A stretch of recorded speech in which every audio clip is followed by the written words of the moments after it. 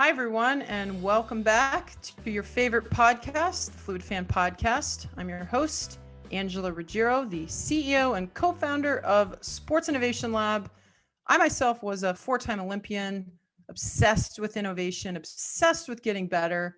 And that's what we do at Sports Innovation Lab. We are one of the world's leading market research firms. We sit at the intersection of sports and tech and fandom and help our clients and the world really understand where the puck is headed, where fandom is headed, what are the behaviors of fans, and then how to build breakthrough fan experiences through the technology that's actually affecting their behavior. You got to understand your consumer. That's what the Fluid Fan Podcast is all about.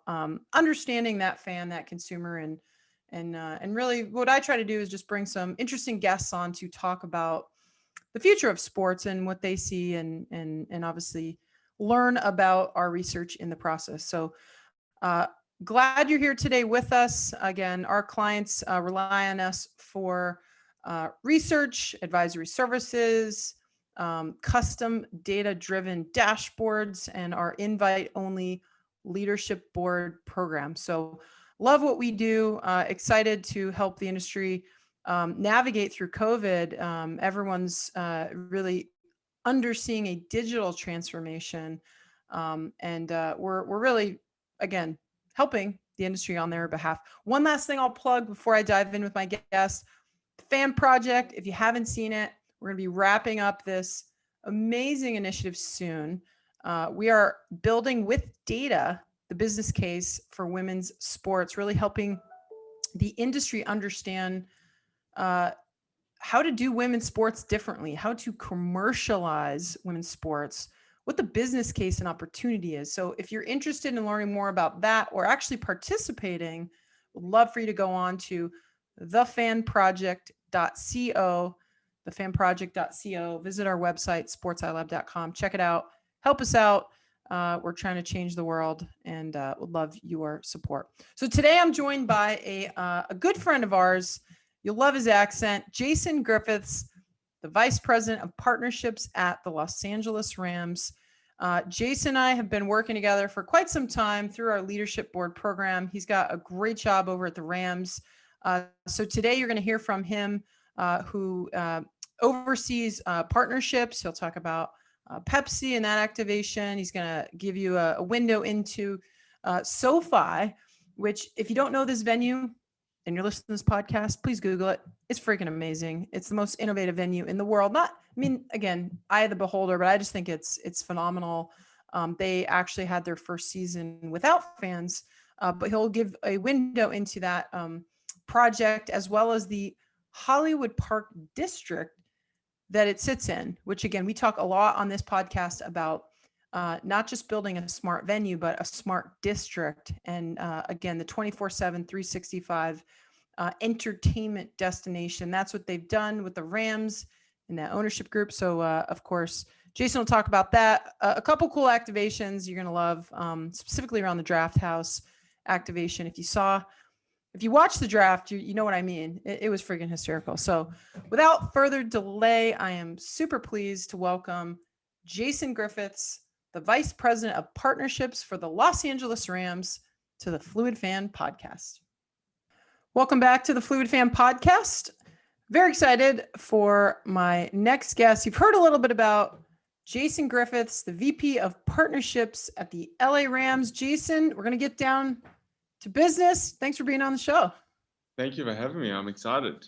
It took you 51 other people to get to me, so just kidding. I'm jazzed to be here. No, excited, and we're really excited to again hear from you. Obviously, hear about your role at the Rams, but I always like to kick these off to make sure our listeners know who you are and how you got here.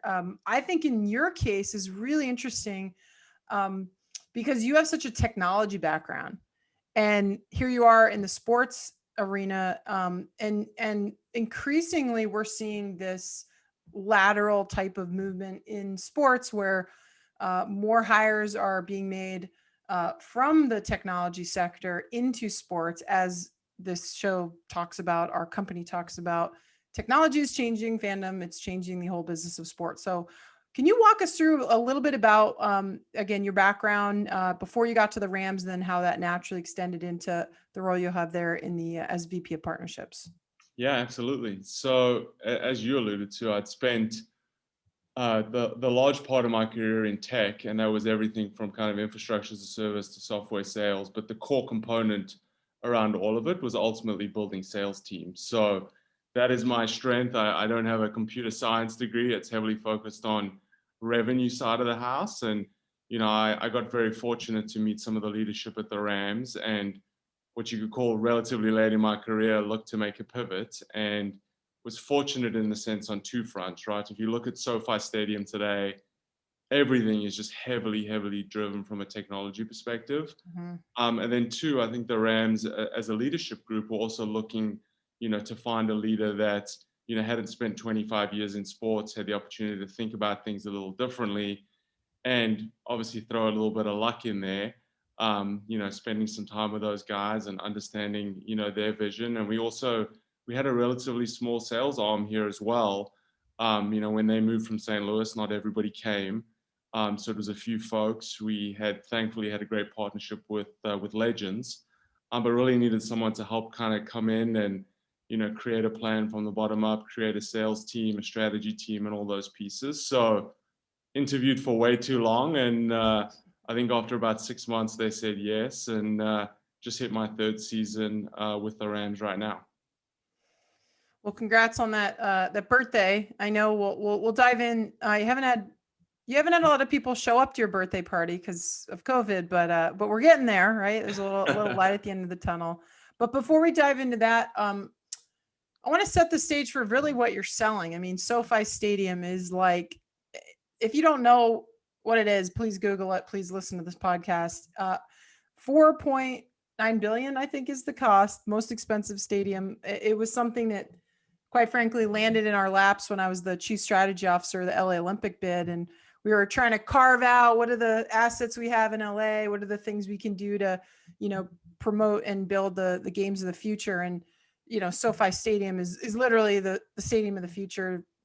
Almost 300 acres. I think it's 3.5 times bigger than Disneyland. If you haven't been to Disneyland, I'm from LA. You got to go.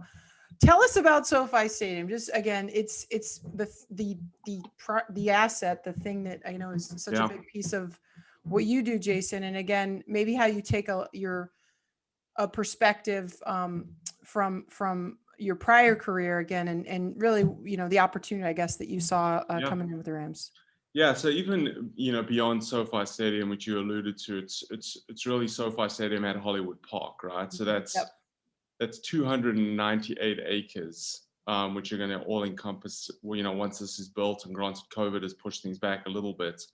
But you've got the stadium itself, which, you're looking at 70,000 seats within that, the ability to get to 100,000, probably around the Olympics and other bigger events. You've also got a performance venue under that same roof, which is, you're looking at 6,000 seats within that. So when you're thinking about the number of, events that are going to be happening through the course of the year, amongst those two core pieces, it's significant, right? So then you've got 500,000 square feet of office space. You're going to have 2,500 homes on the property. You're going to have, almost close to 1 million square feet of retail space. You've got 25 acres of parks and runways and walkways. So when you look at it kind of all encompassing, it's truly a global destination, which is what that's Mr. Kroenke's vision. Yeah. When people are coming to LA, they're coming to Hollywood Park to be a part of it. So, my piece of it is heavily focused on the Rams side of it. So what's happening on an NFL, Sunday when we're playing. Thankfully we have a great partnership, as I alluded to, with the Chargers as well as Legends, and then there's a stadium entity as well. So not only moving to sports, but working on the most complicated project ever built has definitely come without its challenges. And I joke that I feel like I got an MBA and a PhD in 3 years of what it's like to get into sports. But it's been a great run, right? And I think from our perspective, priority number one was how do you go find a naming rights partner, and then how do you go find some founding level partnerships from there? So we were super fortunate, and again, Legends running point on that with SoFi, and anything that they ultimately needed from a Rams perspective would ultimately roll under my team, and we worked very, very collaboratively to bring that to life. And sorry, go ahead. Okay. And then, where we were very fortunate from a Rams perspective, since we came back in 2016, a lot of those partners that had signed up when we originally came back, the intent was, yes, we love the partnership with the Rams. We really want to be part of something bigger, right? So when you think of American Airlines, you think of Constellation, you think of AB InBev, you think of Pachanga, Cedar Sinai, the list goes on.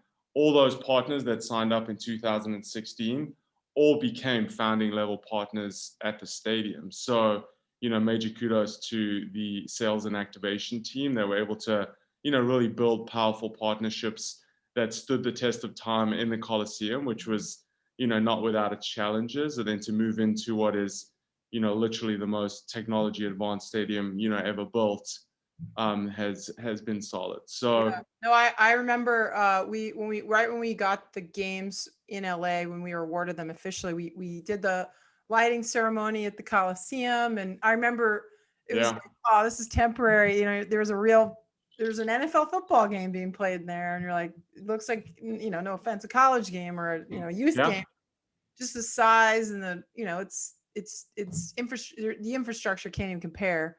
But the vision, to your point, would love to expand on that vision, because again, we're looking at blueprints. I remember selling the dream. You're living it now. You're in it now. Yeah. Why? Take us back to mixed use districts and smart venues. We talk a lot about that here on this podcast and with our clients around the Fluid Fan. That look, this is a vision that's now come to fruition. That again, to be on the forefront of this like smart venue space where you understand, and the Hollywood Park, the fact that it's 24/7, 365, it's a destination. Like, hit that one more time, because we've seen with data that the market is trending in this direction, that the leaders out there that can afford in terms of real estate to do this, and smart, where you guys landed. But like, why is that so important in your perspective versus just another whiz bang, great, stadium of the future? Why is it the district of the future so important? Yeah, so it's huge, right? Because I think, and to be clear, right, phase one of it is the stadium. So a lot of what we have to build out will come in the coming years. The goal and what they're projecting is through the course of a year, you'll have up to 30 million people going through this, the larger project, and with that comes data, right? So we've worked very closely, with our tech team to create, a Hollywood Park app, as well as a Rams app. And the intent there is that, you don't just come and say, hey, I'm coming to a Rams game on a Sunday and I'm gonna show up in typical LA fashion, into the first quarter. How do you go and build something that says, hey, I wanna bring my entire family and I wanna start as early as I can in the day. And whether that starts in the retail district, whether it starts having breakfast, or then how you come through that entire experience, right? And if you have Google as a partner, or you have Pepsi as a partner, how are you feeding these folks the type of, content around the consumer journey that's going to allow them, one, to improve their experience, but at the same time, not constantly be hitting them with ads and, content that isn't valuable, right? So we feel like as that builds up, and granted it'll take some time, the data that we're ultimately going to have with these 30,000 folks, 30 million, should I say, in addition to, Rams fans and so forth, I think it really tells a super powerful story. So I hear a little data-driven sponsorship. I hear behavioral analysis. You're saying all the right things. Jason, you're saying it more articulate than me. No, but again, destination, make it a journey, make it an experience. Don't just, hit them up with another sign, hit them up with the thing they want. Which will drive more revenue. So, I'm super excited to visit the venue, to visit the district as it gets built out, and to see those different activations that I know you're putting together with your partners on site.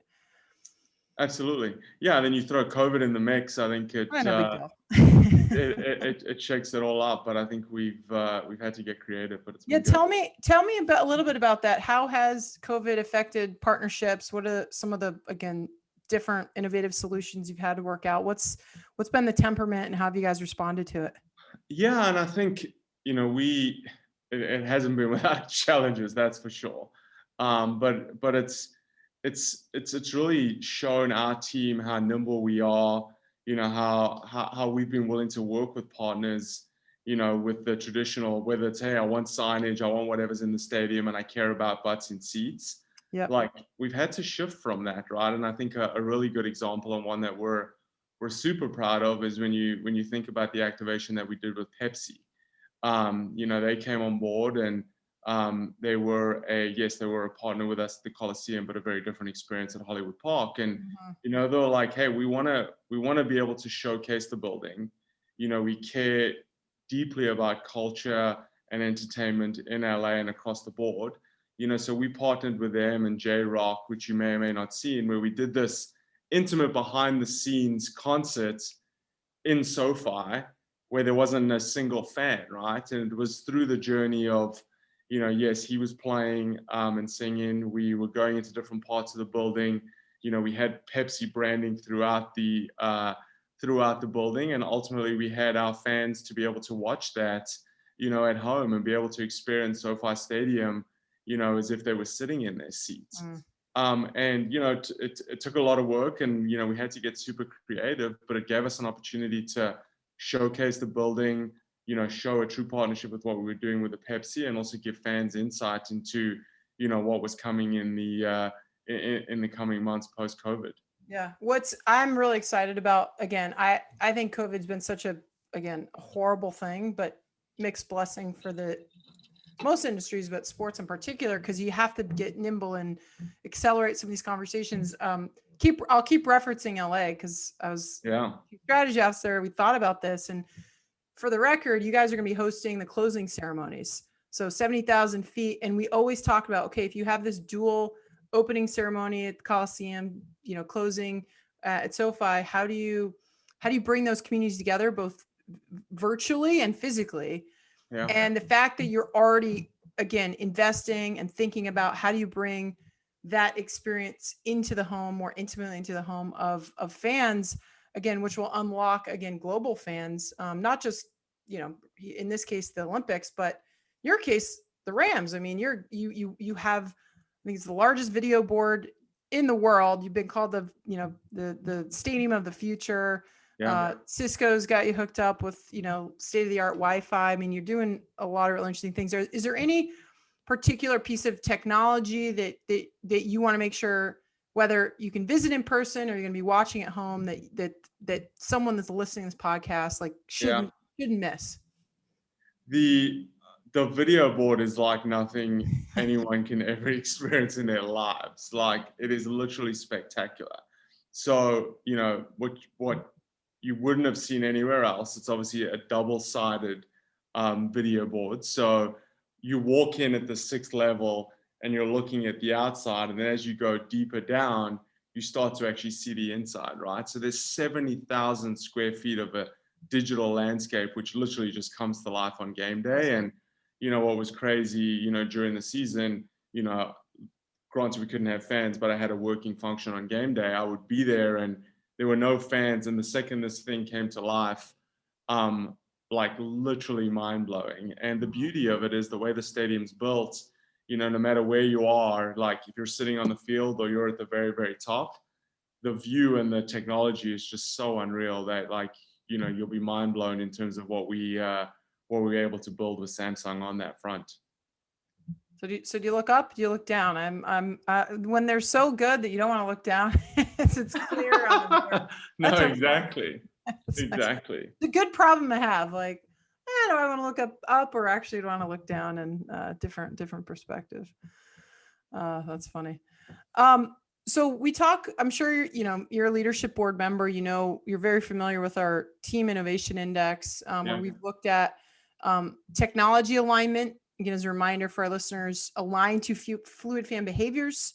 We look at organizational agility, how are you structured, what are the kinds of things you are doing internally to get access to new talent, new ideas, and reflect the diverse fan base that you are, and revenue diversification, which in COVID everyone's moving harder towards. I'm sure you're focusing on creating more diverse revenue streams through new partnerships. You're probably getting pitched left and right about what can go in the district and how can you offer this to your fans, and tell us about opportunities you see from your perspective. And also, if there's some crazy new pitch you've gotten that, you're like, wow, that is an opportunity for the market to really think about. Yeah. So I love the line of questioning when you sent it through to me earlier, because I wish we had hundreds of brands coming to us and saying, hey, we've got all these wonderful ideas that we need to do. I think COVID, and if there's brands out there, I'll take the calls and I'll be pitched all day long. I think we're still working through COVID times, and I think brands are still, they're trying to figure that out, right? And I think from my perspective, one, getting through COVID, and two, with the stadium being so new, it's really trying to be like, hey, how do we focus on the now a little bit, right? Like, how do we bring SoFi to life, as a brand that's doing a major NFL deal for the first time, and we want to make sure that we're giving them everything that we possibly can as part of that process, right? And I think to myself, yes, there are a lot of outlandish ideas. I use the Pepsi one as an example, which I think is super powerful. There was a Postmates one, which was really, really interesting, where supply chain on a product perspective of like, hey, I want the new Stafford jersey, or I want the Cooper Cup jersey, and we just came out with a new logo, a new jerseys, new brand, all of that stuff. But there were massive limitations around their ability to get that through the normal channels.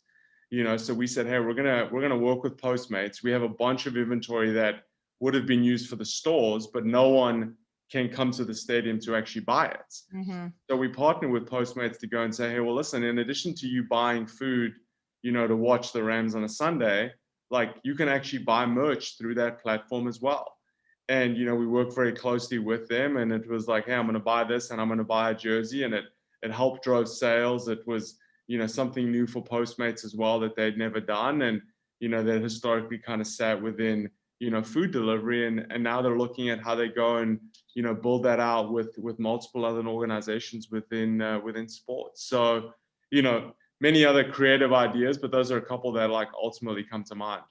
Any super interesting. What about NFTs? I mean, that's like left and right. We're getting these questions. You're in the thick of it, I'm sure. Any thoughts on that space or any? Yeah. So, you probably saw, Taylor Rapp, who's part of our team. He took an early run at it, and thankfully he's got a lot of press, and, he's taking part of that and giving back to, communities, which I think speaks volumes to the type of guy that he is. And, we've spent a little bit of time with his group to better understand, their positioning and how they're thinking about it. The good news is you've just got really, really great support from the NFL in terms of them helping us do research, helping us figure out what it ultimately means, and giving us some really good direction as to what that looks like. Yep. And from my perspective, we're opening this building really to fans for the first time, right? So that, and everything's ultimately going to be on a smartphone, right? Like, you're not going to have a paper ticket that, historically people have collected. So, is there something that we can go and say that, whether it's around the Super Bowl, which there's some limitations due to, the NFL regulations, but when you're coming to SoFi Stadium for the first game, like, you're going to have that ticket that's going to sit on your phone, and historically it hasn't really had any value, right? Mm-hmm. So, like, what can we go and do to, kind of authenticate that, right? We have a rich library of what we've, done as an organization. Like, are there things that we can actually validate through blockchain on that front, which, again, creates value that historically hasn't even been thought about. So, yeah. We're super early on it. We don't have a clear strategy.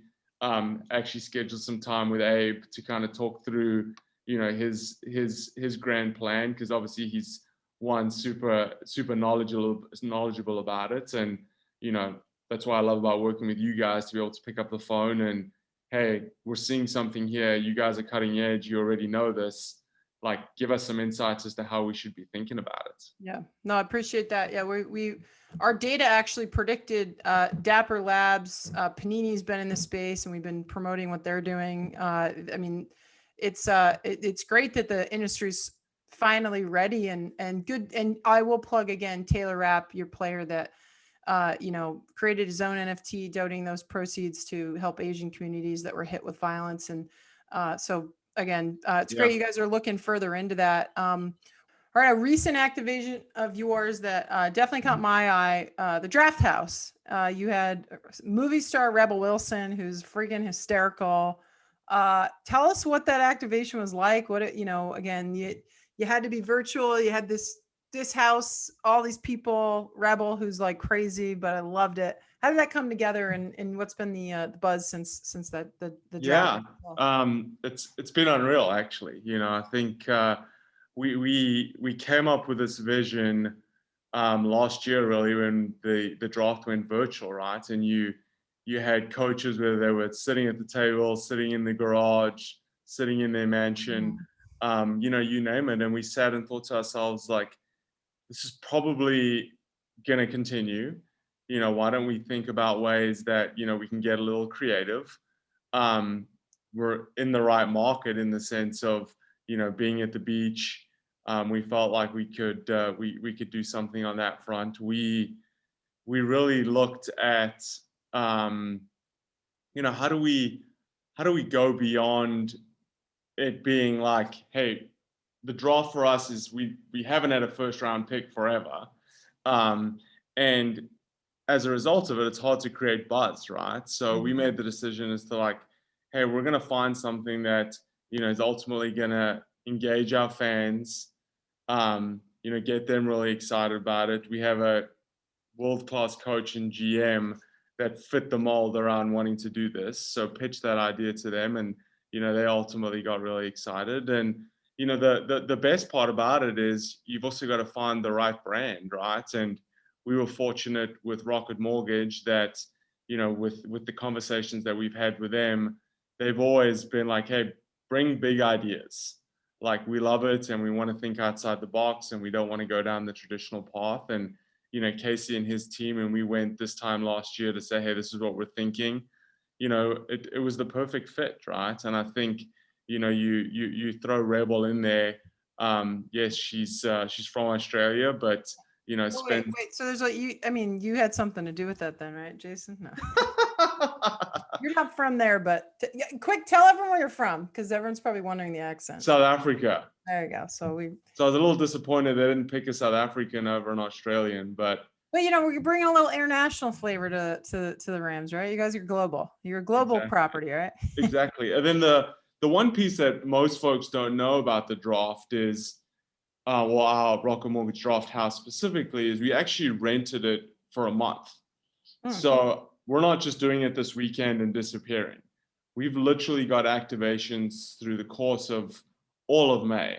So with Rocket Mortgage, we're doing a sweepstakes where folks can actually go and stay at the house for the weekend. We're doing multiple activations, with the numerous brands that we have on board already. So I'll be using it for a few days to host some prospects and, have them get a decent sense as to what it's like to partner with the Rams. Yep. We're going to have, internal meetings there as well, planning for the season. So, we really try to capitalize on that. And the other thing, which I think is super important, is, when a brand is looking to partner with a team, you often get caught in this bucket of, okay, well, the season starts in the fall. It's relatively short. It's pretty expensive. Like, what am I really getting for a short window of time? So our logic is that it couldn't be further from the truth. We're starting our season now, and, you have an opportunity to be a part of this for the entire year.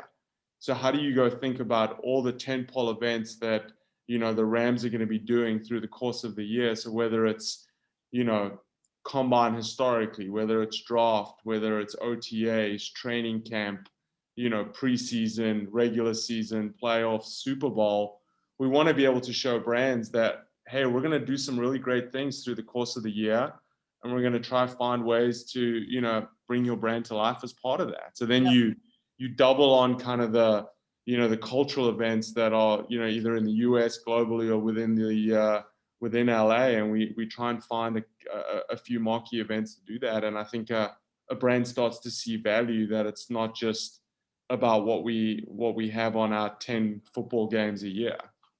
Yeah, that's again, we advocate all the time for, instead of the spiky events-based business, that you're a media platform now. There's this massive transition. You're an entertainment platform. It's the fluid fan, the 24/7, 365, whether it's physical, which you're doing in the district, or now with your using these marquee events to stitch content together, for the brands, but ultimately for the fan that wants to consume ideally all the time. And just a different model that, we're moving in that direction. The house itself reminded me, I don't know if you knew I was on The Apprentice a few years back. I don't usually talk about it because don't get me involved in politics, but we had a mansion. We were in LA, and everyone, if you won the task, you got to sleep inside, and if you lost, you had to sleep outside. It was crazy. But wondering if like the rookies, get the small rooms, and the superstars get the nicer. Maybe we should do that.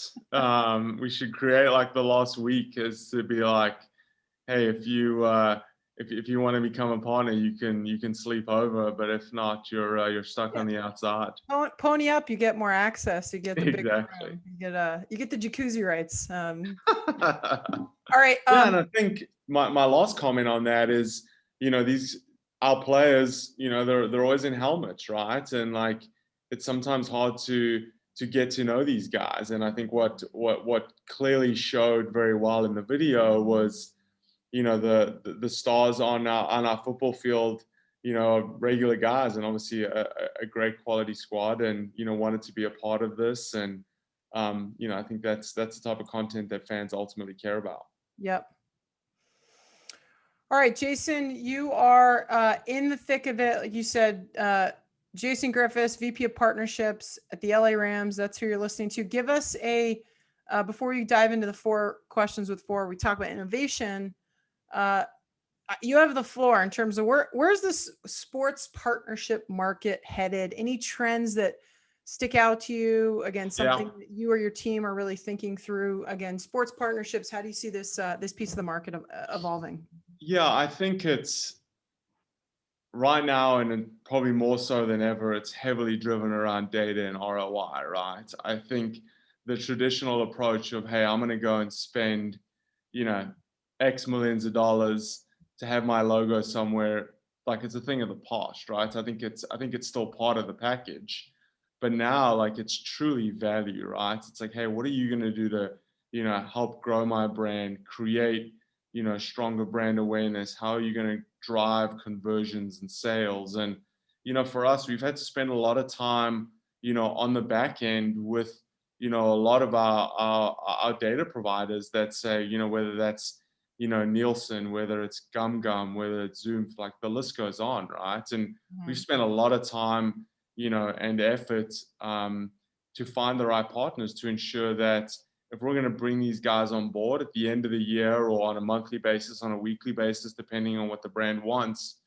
that we're truly driving and showing value, right? And I think anyone that isn't investing in that and just, selling a dream but not delivering on it, I think is going to really struggle, to continue to build their portfolio. So I wouldn't say that it's, 100% new, but I feel like there's a lot of pressure on that. And then, how do you leverage the rich data set of, our Rams fan base to do all those things, right? And you got to line it up, because historically everybody talks about it, but have struggled to ultimately connect the dots. Yeah. Yeah, it sounds, again, on the field, the Moneyball effect. We're obsessed with data, the combine. What can this guy run? How fast can she shoot? I mean, we're obsessed with data for the athletes. I'd say it's the corporate athlete mentality now. It's the data-driven partnership, sponsorship, the ROI. Like, you want impact. Can we quantify that more and more? And again, build the right, experiences against that. So I personally just see this slow shift, but positive traction towards what you're saying. And one comment which I found super fascinating was when we weren't allowed to have fans in the stadiums last fall, and the NFL allowed us to have tarps around the field, which has historically been inventory that they've owned. Yep. The uptick and interest from brands to still just buy media exposure was through the roof. Which, again, I 100% agree with all the things around what we just spoke about, but there's still a rich appetite to buy TV visible signage. Yeah. And what's been really interesting for us is when we sold that inventory, we, in addition to taking care of our naming rights and our founding level partners, we really try to focus on, hey, what are some net new brands that we can go and pitch this to? We did that. Thankfully, we had a fair bit of success, but we also made a commitment internally that we weren't just going to sell them a single tarp. We wanted to make sure that they understood what it meant to partner with the Rams. Mm-hmm. So we really, I wouldn't say we forced, but we did a really good job of strategically selling a community package as part of that, some IP as part of that, some digital as part of that. And the reason for that was we didn't want to bring on partners that were going to say, hey, I'm buying this once, and then when it goes next year, I'm out. We really wanted to like get them in, and the tarp was the Trojan horse in many ways. Yep. And we're super fortunate that majority of these brands saw the value over the course of the year beyond just the tarps to say, hey, you guys clearly get what you're looking to accomplish. You understand what we care about. And every one of those right now, we're in active discussions and, very close to long-term deals with the majority of them. So, huge kudos to my partnership marketing team who's ultimately servicing those accounts through the course of the year. But it's really been interesting to see, because there was always worry that, hey, they would snag it and then disappear, and that just hasn't been the case. Yeah. Well, congrats to you, Jason. And you said your entire team for thinking more strategically, that integration, that, it's not just transactional. It's really, it sounds like you're building a community, you're building a partnership, which is, again, the way of the future in the land that you're living. So thanks for those insights. I want to take a hot second, hear your perspective on innovation. We do this on every Fluid Fan podcast. I'll kick it off. What does innovation mean to you? Great question. So I think for me, it's truly breaking the status quo, right? I think, and as you see in a lot of these leagues, folks have been doing the same thing for the longest time, right? And if I think about, the team that we've built here, one thing we looked at was, hey, it's always historically been a sales team and an activation team, and that's it. I was able to thankfully get the support to build a strategy team within that group, right? So how do they think about data analytics? How are we thinking about pitching? How are we thinking about how we sell? And really having a team dedicated to that type of work versus it sitting on a sales guy to go figure out, or figuring out how the activation person is going to get that type of information. So, it was one of the few that we'd done it in the NFL, and we've seen a fair bit of teams follow that, right? And it wasn't the norm, but we had to go do it to get better, to drive value.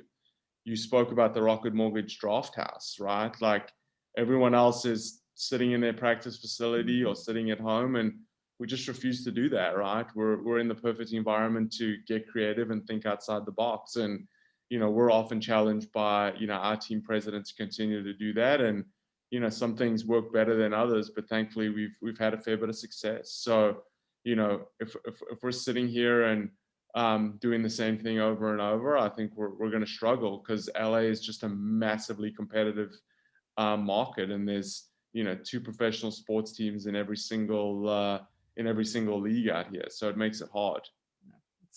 You know what though? I always say I always loved when I had good competitors. It forces you to get outside your comfort zone, and Yeah, I'm sure if your organization is reflective of the on the field, it's like let's go, let's accept those challenges. You absolutely. said you keep mentioning your leadership team, but is there someone in the industry you can point to and say that person gets it? They're super innovative. Yeah, I was thinking about this. There's one person that to me, cream of the crop, and it's super close to home is our CTO. You've probably heard of Scarpy Mm-hmm. before and spent a little bit of time with him, right? In my previous world, I sold to CTOs, right? And a lot of them didn't necessarily like want to talk sports or want to get into that. They were heavily focused on their tech stack, whereas you look at Scarpy, talk about a brain that can ultimately think about, the larger project, how we bring SoFi Stadium to life, and then also what he's thinking about on the sports side of the house. So, just the ability to pull it all together has been remarkable, and his ability to simplify the most complex scenarios is pretty impressive. And our team president often jokes that the two best people that he's hired, one is Sean McVay and the other one is Scarpy. Just given what he's been able to build, so he's definitely at the top of my list, and a mentor and a really good person. I love it. One, he's got a great name. Who doesn't like the Scarpy? Scarpy Hedinson, CTO for SoFi, definitely friendly with Sports Innovation Lab. We know he's been key in building and overseeing all the infrastructure, the Cisco platform, etc. So we've gotten to know him a bit. So great call, Scarpy. Hopefully you're listening. You got some love out here from Jason and the team at Sports Innovation Lab. Tell me about a company. A lot out there, but again, you sit and get pitched and think about partnerships. Yeah. What's the most innovative company in sports tech that you wanna highlight for us? Yeah, and I'm going to give you a very broad answer, but I'll tell you why, right? Like we recently signed a deal with Google, and they're literally the back end, like cloud infrastructure of everything that SoFi runs today, right? So a huge part in terms of bringing that together. But the thing that I've loved, and again, it's very much in its infancy, is like what else can we do with you guys, right? Like what else can we do from a front office perspective to make you guys more productive? What can we do from a data and analytics perspective on the field, which they've got a rich solution in there, but at the end of the day, like they haven't done as much as the Amazons and the Microsofts and the Zebra technologies and stuff out there, and they're just so open and so willing to spend time with us to figure that out. And Yep. yes, it's a behemoth organization, and it's tough to sometimes get the right folks, but anytime we've ever gone to them with everything from a large cloud footprint to something specific to the front office to the players, like just a really, really solid, group of individuals that, clearly have invested a lot to make us successful on and off the field. Awesome. All right, pull us home, bring us home. Third period, fourth quarter, whatever. Second half. Second half. Well, I don't know. Every sport is a different. Bring us home. You can't say the NFL or the Rams, by the way. Most innovative team, league, federation. What's a sports property that you look at, just think is really doing it the right way? Yeah, I think and I obviously listen to this podcast, and I feel like it's a rinse and repeat. But for me, watching what the Warriors do continues to blow my mind, right? I feel like they got a squad that is just ahead of the game. Every time like NFTs come out, it's like, hey, this is a buzzword. Everything's coming together. All of a sudden, they've done it, right? Yep. And I think they've got a good squad. I think they build really good partnerships out there, and that to me is a group that's super impressive. And then the other piece of it is, and I'm not just saying that because I'm on the podcast, but I think you guys do a stellar job as well, right? Like I remember being in my tech days, and whether it was Forrester or Gartner, you always had this like guiding light to tell you, hey, these were the best folks in that industry that you should go spend time with, right? And instead of me saying, hey, I've got to go research 50 companies, you went to Gartner, you went to Forrester, they had the magic quadrant, they told you what to do, and you went and did it. And I think you guys have created a similar platform in sports, right? If I need to think about AI, if I, need to think about machine learning, if I need to think about cloud, next gen sponsorship, you name it, like I can spend days, weeks, months doing that research. I can pick up the phone and, whether it's you or David or Josh or, or Abe, you're very quickly to cut through it and help us get to where we need to be. So super thankful for that, and want to call you guys out that you're making a difference. Oh, thank you so much, Jason. It really means a lot. You get it.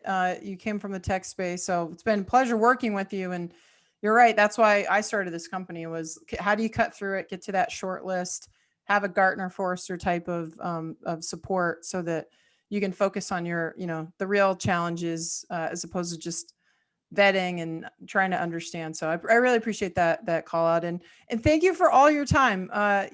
So fun to work with you. So fun to hear your perspective here on this podcast, and really appreciate you enlightening our listeners on your work with the Rams and work as VP of partnerships, and just again, continue the best of success as you go through the world. And I'm going to be there in person. I cannot wait to see you live and see the venue live and the whole experience. So good luck. I'm sure you'll get a lot of people knocking on your door when we're all allowed to, and the world can come together again. So good Absolutely. luck as you plan.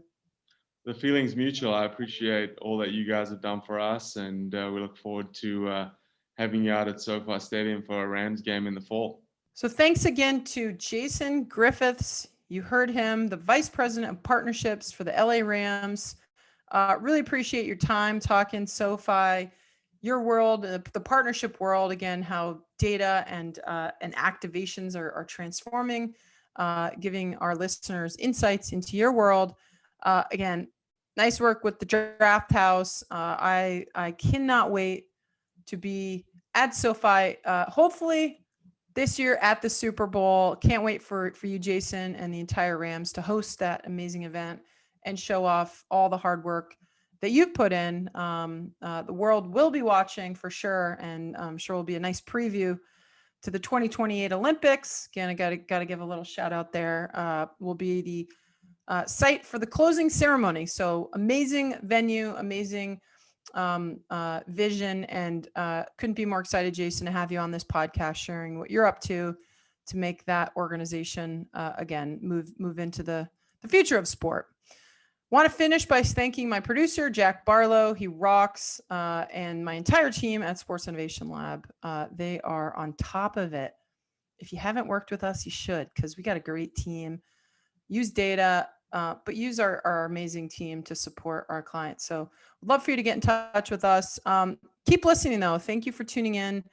Love your support. We're officially past 50 episodes, heading into the back half. Want to get to 100 here. So continue to listen, share, subscribe. Always love, again, the input we're getting from the market. And just thank you for being a listener. Check us out some more on my channel at Angela Ruggiero or at Sports Lab.